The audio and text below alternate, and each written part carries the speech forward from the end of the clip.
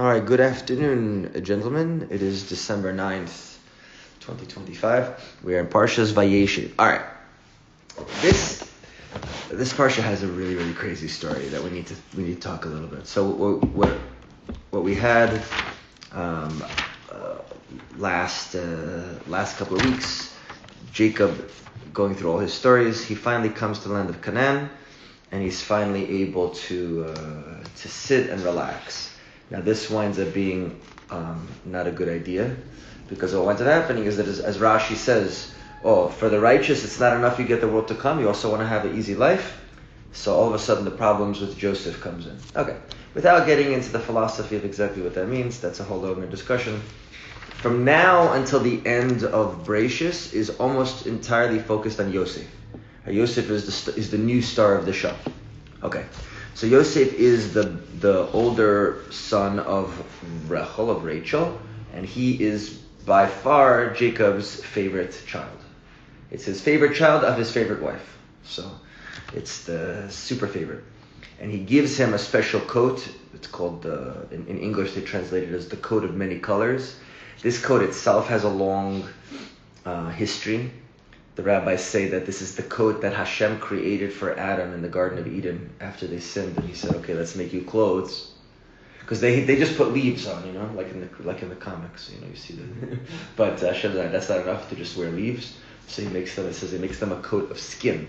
So this leather coat is this coat of many colors, and then later on Nimrod took it, and then later on Esau killed Nimrod and took the coat, and then Yaakov, when he tricked to get the blessings, he stole the coat from Esau, and now he gives it as a gift to his favorite son. Okay. Joseph has a couple of dreams. He tells his brothers and his father his dreams. The dreams imply that Yosef will become the leader. The brothers are very upset. They plot to kill him. But then Yehuda says, "Why are we going to kill him? Let's sell him instead." And it's a whole complicated story. Every one of these pieces could be a class. So we're just skipping to the part that I want to focus on, but there's a lot here. And it's Yehuda says, "No, let's sell him instead." So they sell him. So they were passing by. There were some merchants. They were. It's a little confusing in the text, because one time it says that they were Arabs, and one time it says they were Midianites. So the rabbis discuss. First one group took him, then they sold him to the other group. At the end of the day, he's sold to merchants, and the merchants take him down to Egypt and sell him into slavery. Then the brothers, they take the coats, which they took off of Yosef, they slaughter a goat, they dip it into the goat's blood, and they bring it to their father, and they say, "Do you recognize this coat? Please recognize this coat." And he immediately sees his son's coat, blood, and he says, "Oh, my son was killed and eaten by wild animals," and he goes into tremendous mourning. Okay. Do the rabbi, and I know that's not point of your discussion, no, please. Do the rabbis say anything about, because in the Parsha when his mom, Yaakov's mom, and him, they tricked Isaac with the goat skin and everything, right? Yeah. And now here, so Rabbi David Foreman has a whole series of videos, hours and hours and hours, and it's called Goats and Coats, right? The whole, it's like, you see, we could spend a lot, just that could be a week of classes, because it talks about going back to the Garden of Eden, and then it goes to Nimrod, Esau, and every time there's this goats and coats, like it's a repeating theme that goes through the whole story. Who is the rabbi, you said? Rabbi David Foreman. He's like my favorite rabbi today speaking in English. I used to say that was Rabbi Jonathan Sachs, but obviously he passed away during COVID. But Rabbi Foreman is also fantastic. And then there's a little bit of a interesting and strange tangent, which is actually what I want to focus on. And then it talks about Yosef being brought down, sold as a slave to Potiphar, and Potiphar's wife is very enamored of him and wants to sleep with him. He refuses. At one point, she basically tricks him to being alone in the house with her, and she grabs him by his shirt and says, "Lay with me," and he slips out of his shirt and runs. And then she takes his shirt and basically shows her husband, look at the slave you bought. He's trying to mess around with me. The rabbis point out that her husband was not fooled. He understood who his wife was, but for appearance's sake, he had to get rid of Yosef, and he wound up going into jail. And at the very end of the parsha, these two ministers of Pharaoh, his baker and his wine guy, they were in jail, and they both have dreams. Joseph interprets their dreams. One of them is returned to Pharaoh, and the other one is executed. That's the end of the parsha. So almost the entire parsha is about Yosef, and in fact, almost the rest of the Torah, of the book of Genesis, Bereshit, is about Yosef. But there's this one chapter right here in the middle of this parsha, which has nothing to do with Yosef. It looks completely out of the blue, and it's very hard to understand what's the purpose of this story being here at all. And this is the story of Judah and Tamar. Okay, so quick review of this story. So this is after Yosef is sold into slavery. And now Yehuda is taking care of his flocks. And now it's time to marry his son. So he finds this amazing woman, Tamar, and he marries his son, Er is the name of the oldest son, to Tamar. Sins. The rabbis explained that he didn't want Tamar to become pregnant because she was so beautiful. So he dropped his seed on the floor instead of in her. And so it says Hashem saw this was evil, and so he died. And now there's something called Yibum. You ever hear of Yibum?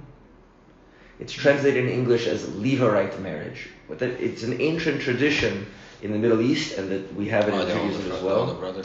Yeah, it doesn't have to be older necessarily. It's any brother. So if a brother passes away with no children, another brother will marry his wife, and the first child they have is considered to be carrying on the legacy of the dead brother. According to the Kabbalists, it's actually a reincarnation of the dead brother. And so the second brother, whose name was Onan, he marries Tamar, but he also spills the seed on the ground, although he has a different reason. He doesn't do it because he doesn't want her to get pregnant, because she's beautiful. He does it because he's like, I don't want my kid to be my brother. It's strange. Like he's like, I'm going to bring my brother back into the world spiritually? Forget about it. And so he refused. And so, now, in modern terminology, it comes from the Christians, but in modern terminology, the idea of coming out of the woman and ejaculating outside of her is called onanism, from the son Onan. Right? In technical terms, it's called coitus interruptus. It's literally interrupting the sexual act. And it is a whole discussion in Judaism whether this is permitted. There are many times where it's not permitted. And these are the two times that the rabbis bring down as the archetype when it's not permitted, which is a bad motivation. According to many rabbis, it's never permitted. My rabbis didn't teach that way. My rabbis said that it's fine if you're just having fun with your wife, and in the middle, maybe you're in the middle of switching positions and you come early or something. It's fine. There's nothing wrong with it. You're with your wife, you're having a good time. However, these brothers did it for bad motivation. One of them did it because he's like, I just don't want my wife to get pregnant. That's not a reason to do it. And the second one did it because he didn't want to do the yibum, the spiritual yibum, to bring for his older brother. That's also evil motivation. So the only emperor was Tamar. Not really, because she had these husbands die on her. Sex? No. Yeah, but first of all, we have no idea whether or not she had a chance to enjoy herself. The Torah doesn't mention. And second of all, these two brothers who died, that's not a good look for her. And in fact, Yehuda had a third son, whose name was Shelah, who was a little bit younger. And he said to Tamar, why don't we wait until Shelah's a little older and tougher? Maybe he was like a teenager or something. Wait till he's a little older, a little tougher. Like a rabbit. and just stay by your father's house, and I'll call you when he's older. But meanwhile, Yehuda is like, she's killing my sons. It's her fault. He doesn't know his son sinned, so he decides to just like tell her later, and then never send Shelah. Now this is a big problem for Tamar, because she's not allowed to get married to anyone else. It's as if she's engaged to Shelah. She's not allowed. If she's with anyone else, it's a death penalty offense like adultery, even though she's not married to him yet. And so she's waiting, and nothing's happening. So she decides to take matters into her own hands. And what does she do? She goes out onto the street, she puts on a mask, and she pretends to be a prostitute, just when she knows that Yehuda is coming by. Because even though you're supposed to marry the brother, spiritually speaking, any male relative can do the yibum. And so Yehuda also is relevant to the yibum. Now, at this point, Yehuda is a widower. His wife had passed away already a little while ago, so he was alone for a while. So, he's a little frisky. He sees this gorgeous woman. He's overcome with passion for her. He doesn't recognize it's Tamar because she's covered her face. And he says to her... So how does he hear she's gorgeous? The body. I mean, let's be blunt. No, come on. She has a gorgeous body. What else do you need? And, he comes over to her and he says, how much for your services? She says... Well, you don't need to look at that. Right. People turn off the light. Hey, right. How much... I'll say something later. Yeah. He says, how much for your services? She says, how much, what do you have? He says, I'm a shepherd, I have goats, I'll give you a goat. A goat's a lot of money, It's like giving somebody a motorcycle, It's a lot of money. She says, okay. He goes, but I don't have it on me. She's like, well, what I'm going to expect you to come back and pay me later if you give me collateral. So what does he have on him? He has his staff, he has a ring, he has a cloak. She says, I'll take your staff, I'll take your ring, I'll take your cloak. And when you send payment, I'll give it back. I was just thinking, how much was he going crazy to give his staff, this is not just a ring, it says it's his signet ring. This is the ring that that you would put into this wax seal on a letter to see it's you. It's like a royal seal. So his royal ring, his staff, which is also a royal like a scepter of a king, and his cloak. Crazy. Okay. He gives it to her. They do the deed. He leaves. He sends somebody later, one of his servants, go with the goat over here. There's a girl there. Get back my stuff. Must be a very trusted servant. The servant goes. Meanwhile, she's gone. She took off her mask. She went back home, and that was it. She did what she needed to do. Now, a little while later, and meanwhile, Yehuda, sorry, The staff and she everything. took it. She took it back home. She's got it under her bed. Now, she got pregnant, and they came to Yehuda and said, Yehuda, Tamar is pregnant. This is a big problem because she's engaged to his son Shelah, and now she's pregnant. This is adultery. He doesn't know it's him, of course. Mm-hmm. So he says, well, I'm sorry to do it, but we got to bring her out and execute her. So they take Tamar. They bring her out. They're going to burn her. It's execution. And she says to him, and she brings out this bag with a cloak, a ring, and a staff. And she says to him, pay attention. Whoever these belong to is the one who got me pregnant. And then she doesn't say anything more. And he says, okay, it was me. She's more righteous than I am. And she was freed. She wasn't executed. And when she gave birth to 2 sons. And one of those sons is the ancestor of Mashiach. And that's the story. And that's David's side. Yeah, this is David's great grandfather. Is this Peretz, the son of Yehuda? Okay, okay. So Boaz comes. It's a crazy story. Sorry. Boaz comes from that side. Or? Yes, that's correct. So it's Boaz, who is the son of I forget. But Boaz, the son of someone who is the son of someone who is the son of Peretz, who's the son of Yehuda. Right? It's a direct line. Okay. So this is a crazy story. First of all, we don't see any of these kind of stories by any of the other brothers, like their hijinks and crazy stories. It's only Yehuda. And the story itself is very, very bizarre. Like, this is a great righteous Jew, and he's... So she gave her birth, and because she got pregnant by the guy, he decided not to kill her? Or no, because he knew it was him. Yeah, but he couldn't kill her. The question He is... could have if she was with somebody else. If someone else has... but by the law, Right. brothers, but No, He's a relative also. He's a relative. But he's another male relative, so technically he could have married her. Oh, also, technically, right? okay. He's not supposed to. It's not really... He's a widow, so it's like... That's right. Even that wouldn't matter because a Jewish man is allowed So to marry did more he than marry one. her? So the rabbis say, really, they were married at this point, but they never went near each other again. He's like, this is not an appropriate relationship, and he just, right. So they both wound up being alone for the rest of their lives, very sadly. And she was beautiful, right? Yeah.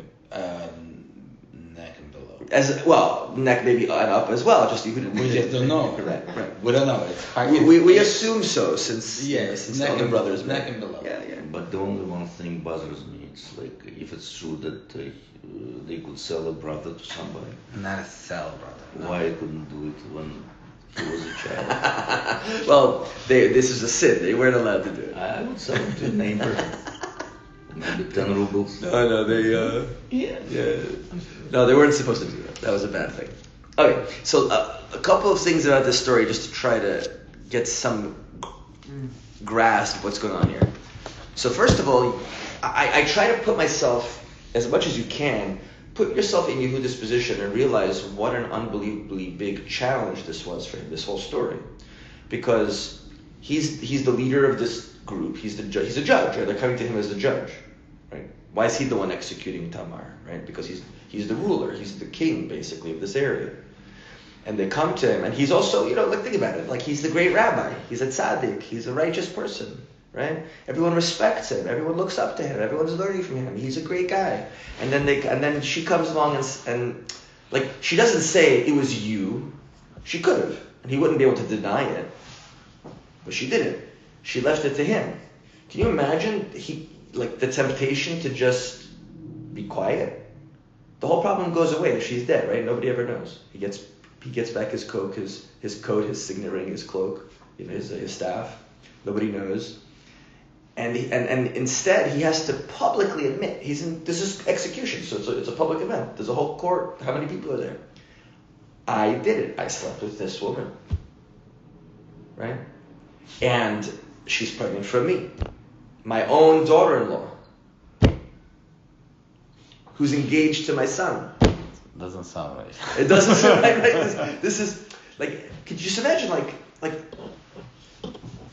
a great rabbi, like a rabbi of a Hasidus, you know what I mean? Like a ruler, a big rabbi who has to suddenly admit to tremendously embarrassed. Like you can imagine the Yetzer Hara. It's like, hey, look, she tricked you. It's not your fault. You didn't know. You didn't sin on purpose. Like, why should you suffer? For she's the one who did everything wrong. She's the one who committed adultery. She deserves her punishment. You don't deserve anything. You didn't do anything wrong. And you don't have to say anything. Just be quiet. It's not even a sin of commission. It's a sin of omission. Just be quiet. Just don't say anything. But he doesn't. He says, no, she's more righteous. Not only does he say it was me, he says, she's more righteous than me. I'm the sinner. She did nothing wrong. Right? And so it's a mind-boggling thing. And then if she would have been burned to death, that means that the boy who was in her belly, who would have become a Mashiach, would have died. Right? So this act was unbelievably important for the Jewish people. And so the rabbis say that this is the moment where he proved that he would be the king of the Jewish people. That King David comes from him, Mashiach comes from him. This is the moment. Why? Because this is the moment that he actually earned his name. Because what does Yehuda mean? It means two things. It means the one who has gratitude. Hoda'ah. It's a word that has two meanings. It's todah, thank you, comes from Yehuda, the same root. And the other thing that it means is modeh, which means to admit. When you admit you're wrong. The two things, you can think about what's the connection between gratitude and admission. Because if I'm having gratitude to you, that means I'm admitting that you did something for me that I was good for me. I'm making an admission that you did something that was nice for me. And because the ego doesn't like to admit that it needs anyone else, so that's why gratitude is a challenge. Gratitude it's a big mitzvah to have gratitude. It's a big Yetzer Hara to not have gratitude. We all, sadly, I'm sure you have met people in your life that are what we call in English ingrates. People that doesn't matter what you do for them, they never say thank you, they never show gratitude, because it's a big Yetzer Hara. Because the ego wants to say, I don't need anyone. So Yehuda, he earned his name. He said, I am admitting to something that's so embarrassing and so damaging, but I admit I did something wrong. And he earned his name Yehuda and became the king. And we see later on King David, right? The biggest story of King David in the whole, in his whole story, because again, this is where Mashiach comes from, is the story with him and Bathsheba. You heard the story of David and Bathsheba? I don't remember. The basic storyline is King David, again it's with a woman. King David happened to see he was maybe on the palace balcony, and he sees in the city of Jerusalem on a roof there was a woman who was sunbathing, and she was gorgeous, and he fell in love with her. He says, I have to have her. Who is she? Her name is Bathsheba. She's married. Her husband is one of the soldiers in King David's army.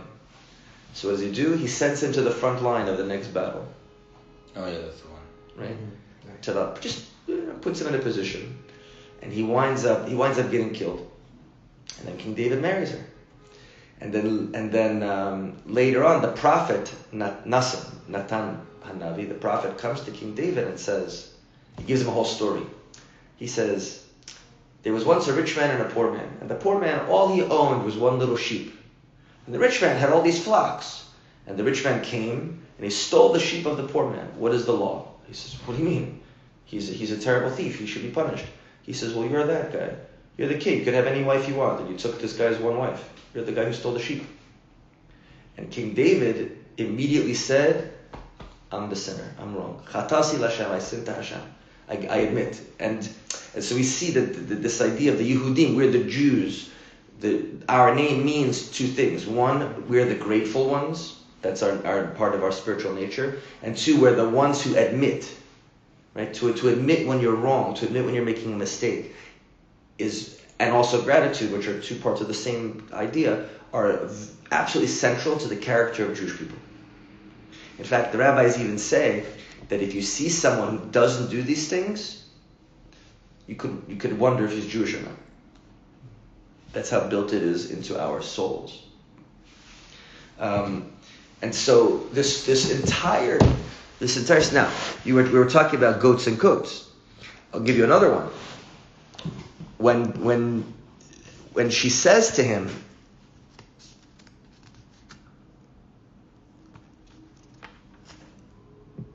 here,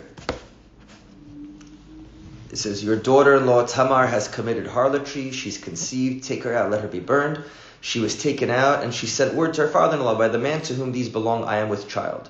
And she said, identify, if you please, who are this signet, this wrap, and this staff.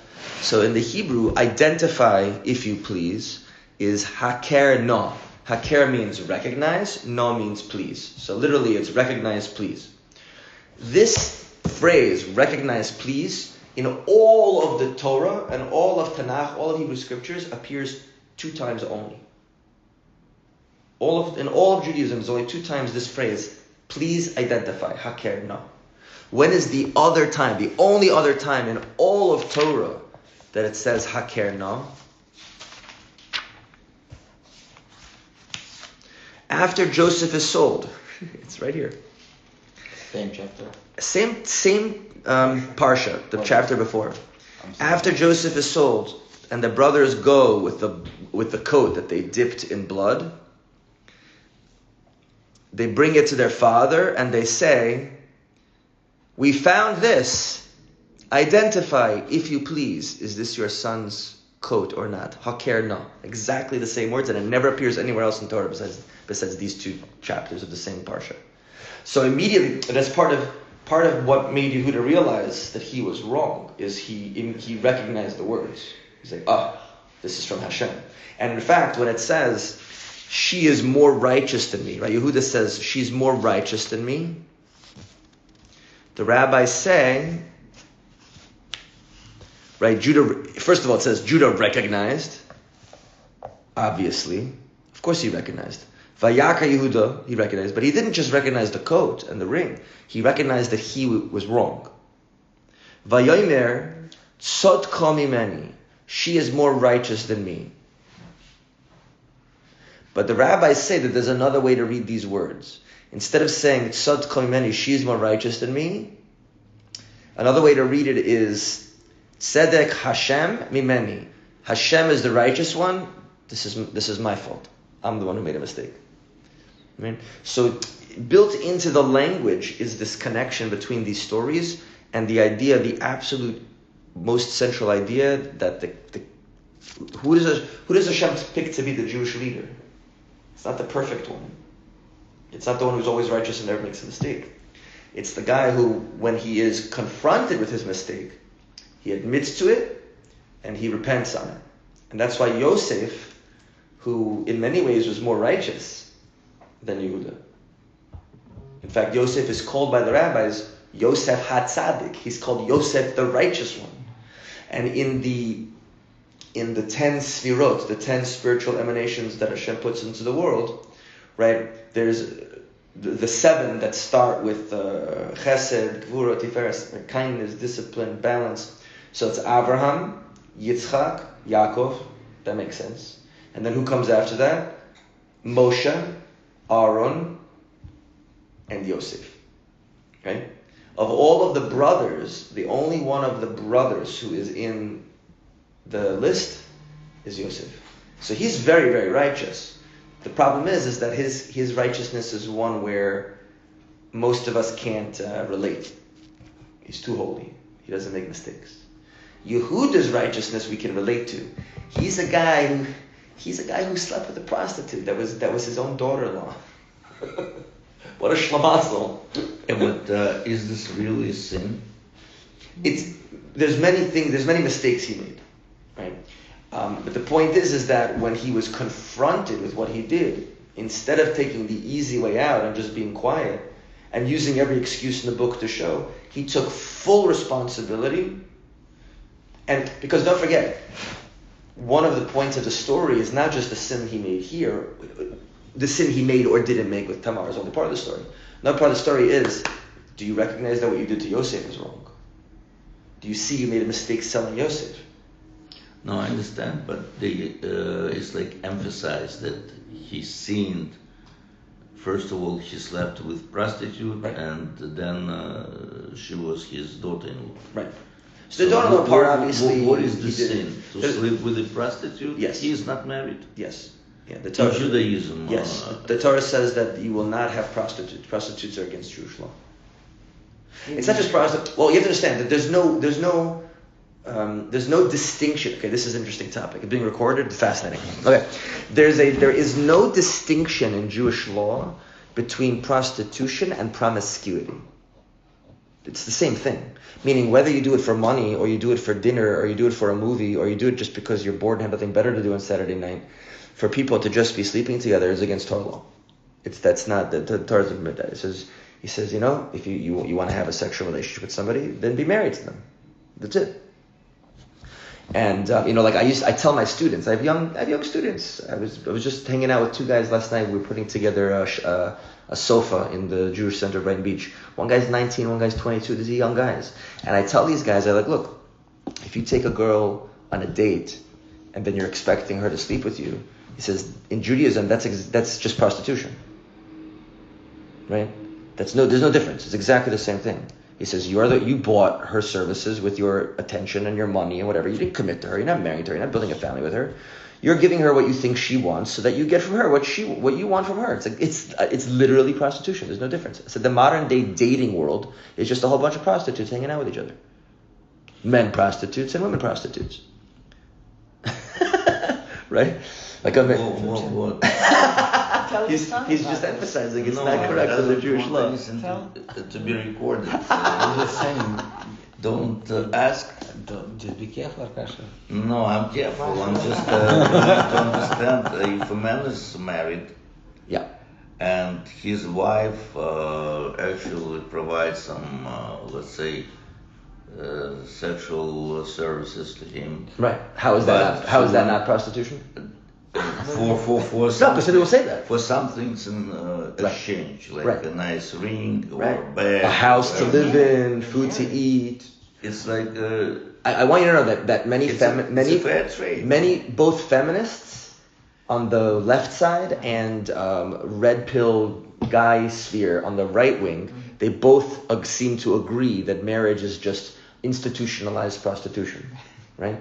Now, Judaism doesn't agree. Judaism says that marriage is different because marriage is something where you're putting socially, psychologically, spiritually, financially, you're making a commitment. It's just this person and we're building something together. You see, in prostitution, the thing that matters is the sex. Everything else is secondary. In marriage, what matters is the relationship and sex is part of it. It's a very important part of it. Super important. The rabbis are very clear. A healthy relationship. It's important to say that in prostitution, it's important to say the most important part is sex. Well, that's the whole point of it. Depends for whom.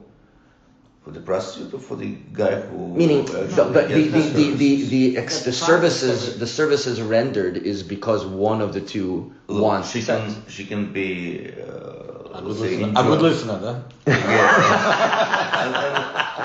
enjoying the process as well as the guy paying money. And that's So- fine. And she gets the same. But the point is that if it's done outside of the commitment and the building and the mitzvahs of marriage, then it's selfishness. Without these things, it's a prostitution. As the rabbi said, Without this thing, you see, this thing doesn't mean anything It's sometimes suffering. To who?